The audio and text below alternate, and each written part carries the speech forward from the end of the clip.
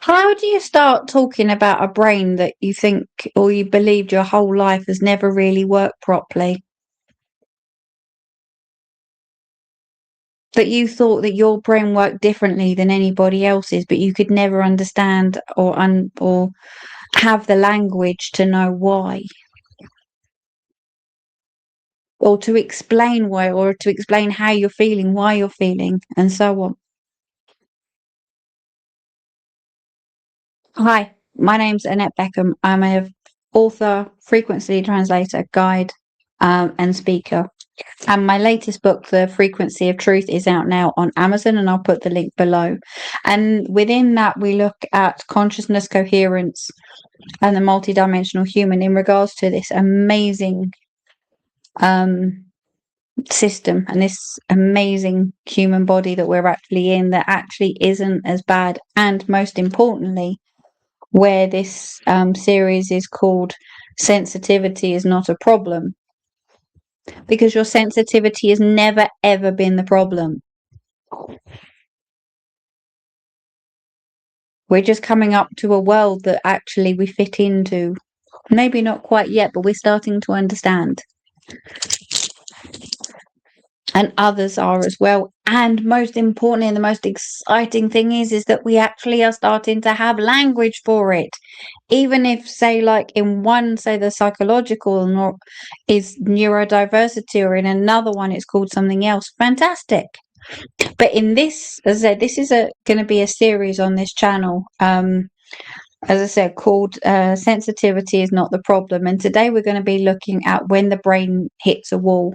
And a lot of this, as I said, is coming from my own personal experience as much as anything else. The first one was ADHD and the narcissist. And this one is what's actually happening when the neurodivergent in our minds, mainly around crisis, actually. Mainly around those times that we didn't plan, we didn't foresee. And I think one of the things that maybe isn't necessarily talked as much, seen as much, is the aftermath or the aftermath. Math, maybe. Anyway, the after bit. Because as much as it's absolutely fantastic around how you can just jump into those situations and help and resolve, and it's those few days after, isn't it? So before I jump completely ahead of myself, as I said, if you see me waving a piece of paper around, this is the blog that I'm reading from. And if you want to get the full one, it is in the description below. But let's carry on and see where this leads. So there is a moment. Oh, sorry. One other caveat. One other thing to say. All of these are through a neurodivergent lens. Yes. However, please don't necessarily just see it as that. This is for those who are very intuitive, who are very empathic, who are very psychic, or who are neurotypical. This is for everyone, but just slightly more through a neurodivergent lens, because it's helped me understand it. It's helped me explain it. So when something suddenly stops working as it did, so like for a few days you might be getting on okay, and then suddenly something happens. Not dramatically, not all at once, but quietly in ways that are different, that are difficult to explain to anyone who doesn't experience them. And sometimes maybe people who don't want to know. You managed something difficult, right? You got through it. You kept going, probably better than a lot of people might have done, because that is what happens when the ADHD brain is under real pressure. It focuses, it acts, and it resolves. And then somewhere in the hours or the days that follow, something friggin' shifts. You thought you were getting on okay.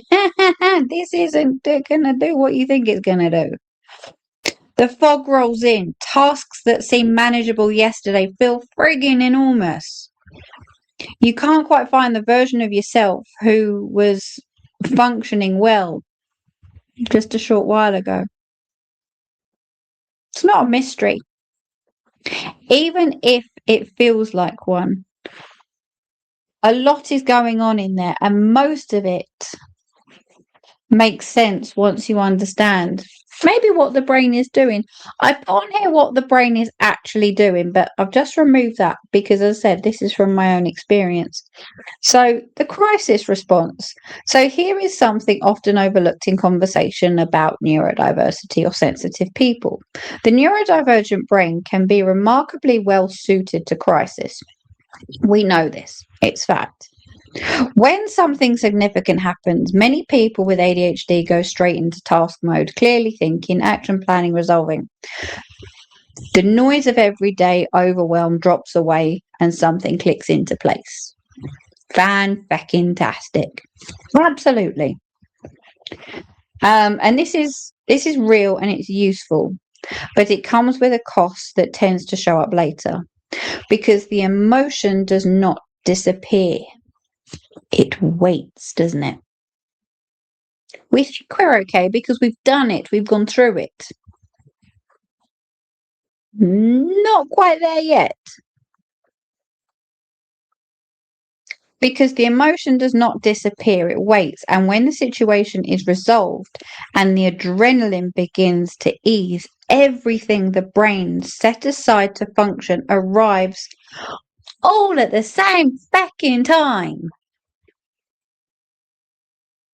Crying when it seems like it should be over, exhaustion that feels way too physical, the flatness that follows. Because actually it felt like strength, didn't it? That is not weakness. That is the brain finally saying, after what you've just gone through, that you know what, you're safe, love, all right? You're safe. It's okay. It's done. You've done what you needed to do.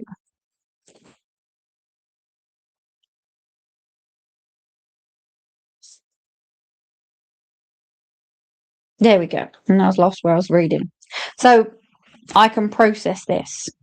The delayed emotional response is not a sign that something went wrong. It's a sign that the brain prioritized correctly under pressure. So it actually, all those tabs that were open, it kind of pushed all them aside and went, I need to deal with this. Because I don't know, there's thousands and thousands of reasons. So as I said, this isn't weakness. So the crash, what follows high output? After the adrenaline spike, a period of high output, the nervous system needs to wind down. And I think this is where we forget. I know I did. The neurodivergent brain that descends can be more pronounced and take longer than expected. From the inside, it can feel like exhaustion. The sleep does not really resolve. Low mood without a clear cause. Because why would you have a low mood when you've just gone through something that was really difficult and maybe quite challenging? You should be pleased that you done it or you got through it, surely. Brain fog. A sense that nothing is working and heightened emotional sensitivity. The mistake most people make, ADHD or not, is to treat the crash as laziness or as a problem to be pushed through. It is neither. It is recovery. And it needs the same respects you would give any other type of recovery. Now, this really, really sat with me. And I really wish I could find the quote now where, or the lady that said, I can't remember where I saw it. And it was kind of like, if somebody could see how your brain after a crisis, would it then lie it down on the couch and give it a cup of tea and ask it to have a nap? Yeah, it would probably. So when the brain stops filing things away, one of the hardest things to describe, yet very recognizable to many neurodivergents, is that what happens when the brain cannot let go of what it holds. And what I mean by that is after something significant, such as a stressful event, even an unresolved conversation or a period of sustained demand.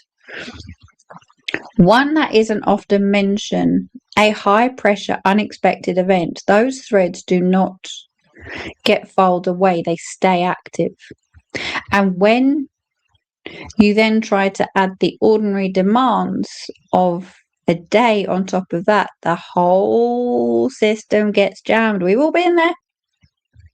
We have all been there. Basically, like, you are trying to still process whatever the fuck happened the day before, where you really had to step in and step up, but your brain's going, well, actually, I should have got all of this done at that time, and now I didn't get all of that done. Now I need to get it done today and now.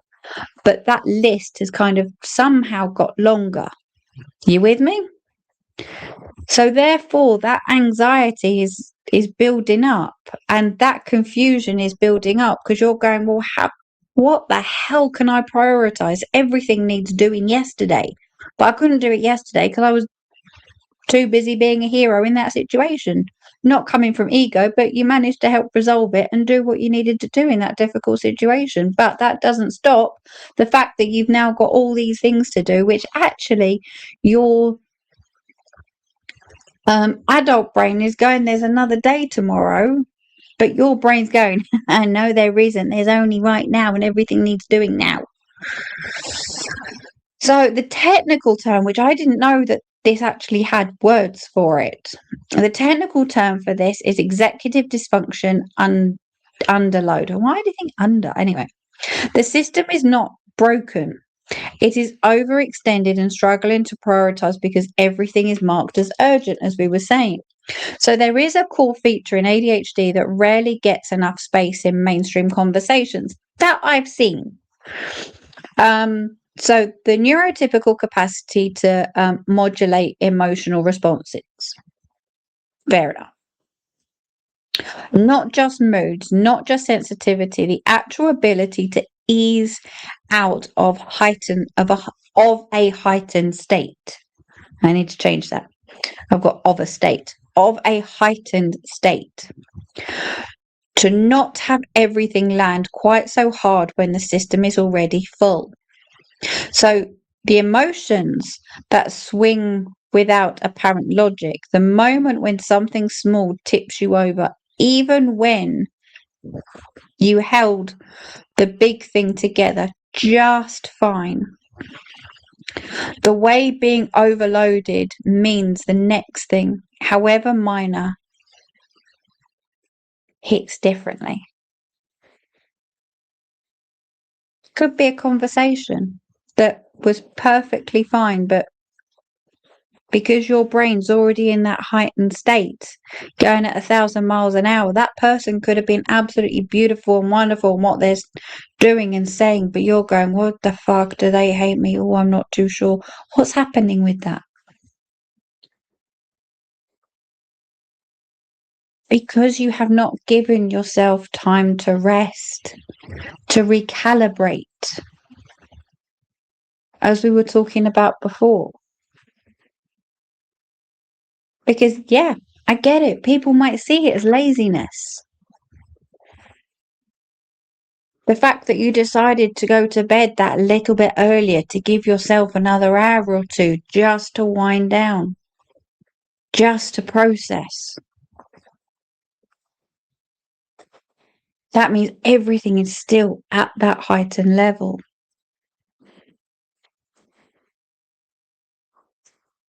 Because it's not drama. You're not in that space to cause drama. You don't want it.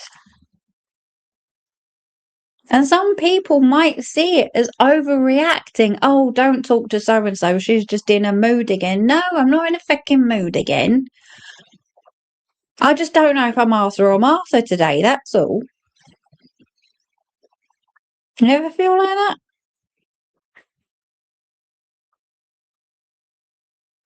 So someone might think you're being over dramatic, where actually you're just trying to figure out what the hell's going on in here. You're just trying to see if that whole list of stuff that you apparently needed to get done that day, how the hell you're going to be prioritizing it. Any of this actually sounding familiar to you guys? Neurodivergent or not?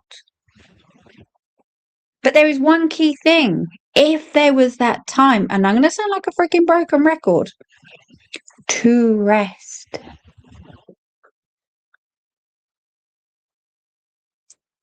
So it is a well-documented feature of how the ADHD brain processes emotional input. And it worsens under stress in ways that go beyond the everyday baseline. Understanding this matters. Not to excuse everything. I'm not saying that we're wired differently and we're going to kind of like use that as an excuse. No, far from it. Anything but because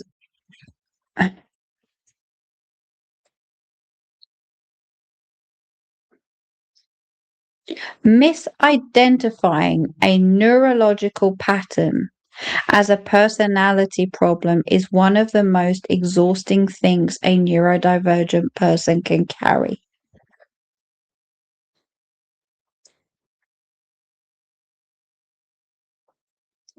Misidentifying a neurological pattern as a personality problem. Sound familiar?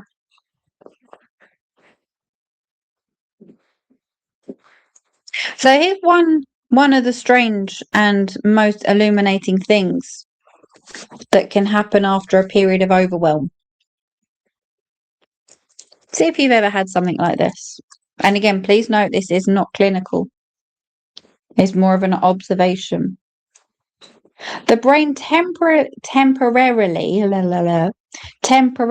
loses access to skills that usually run on autopilot because our bodies and our brains are fantastic. We breathe without thinking, we blink without thinking, we do so much. All of our organs are working 100, but we're not consciously thinking about it all the time, going, oh, I need to make sure my heart beats. And it's also things that we do on our day to day that we don't really think about. So using a knife and fork, for an example, in reality, if you actually break it down, now I found this fascinating. Because what you learn to use a knife and fork when you're a kid, I don't really know what age, 2 years old, something, I don't know, but so a complex and a coordinated task, both hands are doing a different job. Pressure, control, timing, fine motor precision. But we don't think about any of it because we don't have to. It runs quietly in the background, doesn't it? You don't go, right, I'm going to move this fork here and then I'm going to bring the knife in and move it backwards and forwards. No. So after a sustained period of nervous system overload, those background programs can become temporarily unavailable. The brain in recovery does not have the spare capacity to run them. It pulls back to essentials and suddenly something effortless. Oh my God, it requires so much attention. It really does. And sometimes don't you even find that you actually just don't do them at all?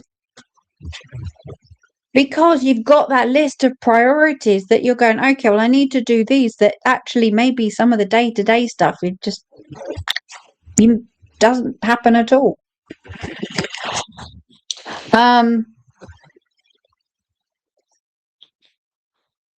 this, and I'm going to tell you about a time that this did happen, and I mentioned about the knife and fork in particular. So this happened to me. I picked up a knife and fork and my hands would not cooperate.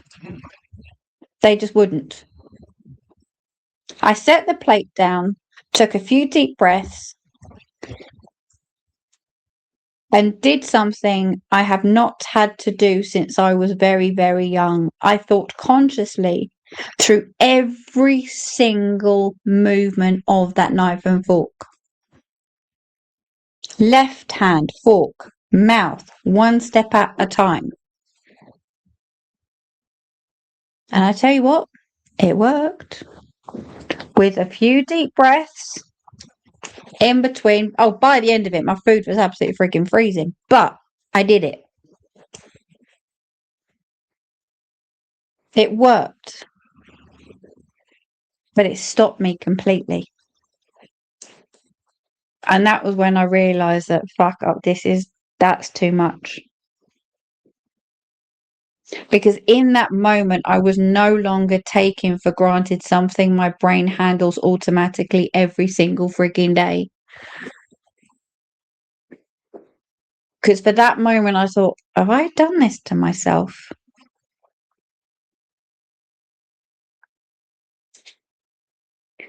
I had to be entirely present with something that usually runs without me.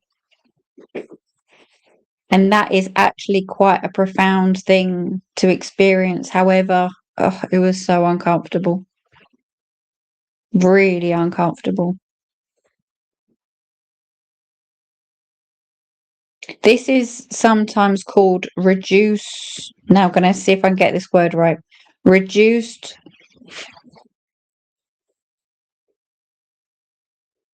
automaticity, if I've got that right. The temporary loss of access. Sorry if I've butchered it a little bit. The temporary loss of access to practiced automatic skills when the brain is overwhelmed. It is not a sign of something being seriously wrong, and that's what freaked the fuck out of me. It really did. I mean, yeah, sometimes when you don't, as I do, everyday things, when you might spend, I don't know, longer in your pajamas, or you don't put certain things away, or whatever the case may be, it might be different for you. You might not do your teeth for a couple of days, or I don't know. It's different for everybody. I'm not saying all of these are mine, but it's ones I've heard.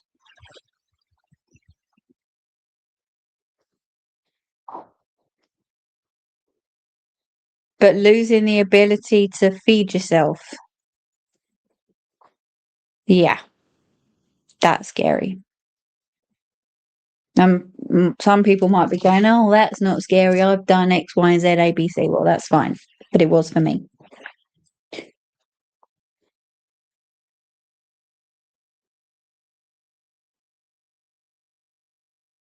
It was a sign, as I said, a sign. It wasn't a sign of something being wrong.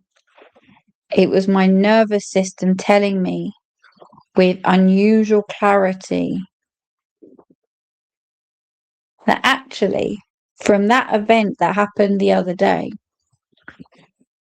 you're actually not recovered yet. You haven't rested. You haven't recalibrated. You haven't processed. And that's what your brain and what your most importantly, what your nervous system and your brain and all your other energy bodies, and we'll go into that later on, are still trying to do and catch up with. So the research behind it is that there's no single study describing, or I don't believe there is a single study describing exactly this sequence, but the research underpinning each is solid. Russell Barkley, extensive work on ADHD, documents differences in executive function, working memory, task sequencing, and motor planning that worsen further under emotional stress beyond what would be accepted even at baseline. Research into emotional dysregulation confirms that intense emotional states reduce cognitive control and directly impact task performance. Motor control research shows that fine motor skills decline under cognitive overload, like the example I was just giving. And cognitive psychology has well established findings on reduced, I'm going to say that word again,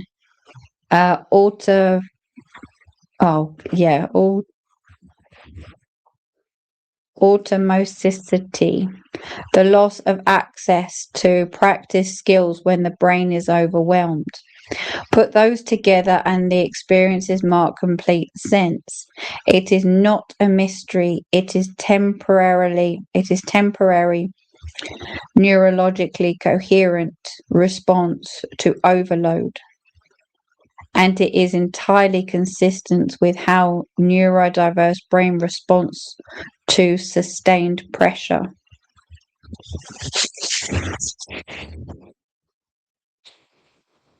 Interesting. They might turn around and go, oh yeah, I knew all that. If you did, fantastic. I didn't.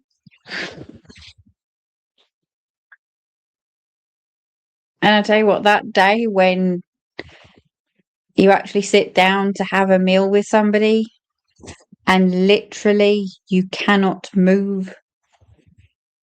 You can move one hand, but not the other one. And then we try and do them both together. I laugh now, but that one of the main messages from this is that you might be amazing in a difficult situation and a crisis, but please do not forget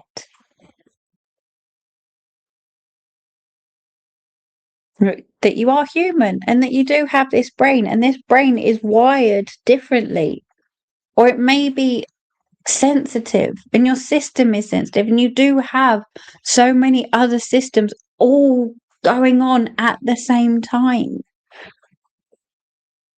You've got your energy bodies, you've got your nervous system, you've got your brain, you've got your actual physicality, all the organs and everything. Everything is going on and intertwined and intertuned. So resting, where some people might say, oh, you're a lazy cow. You know what? Yeah. If I've just gone through something like that, I'm giving my system time to catch up.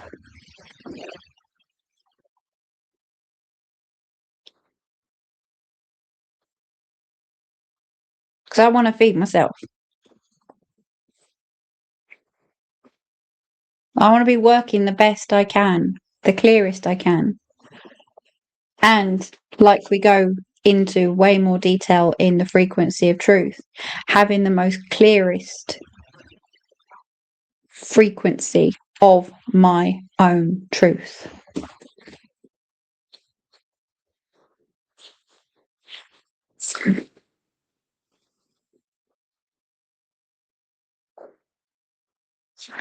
And as I said, if you do have different rules of your own recovery, great.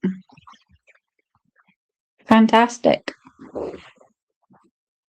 But I hope that's helped. And if you would like to get in contact, all my details are beneath. Please feel free to leave comments. I said all my social media and that is below. And I hope that my experiences helped you with your experience. And we'll be going on to the next one, which is getting the brain back online. So we've talked about in the first one around the different like narcissistic dynamics and emotions. Then we moved on to how the brain hits a brick wall. Then we're going on to getting the brain back online a little bit. So you can see how the series is progressing, but also that each of these videos can work in isolation as well. So I hope to see you at the next one. So please do like, share and subscribe from my heart to yours. Thanks for listening.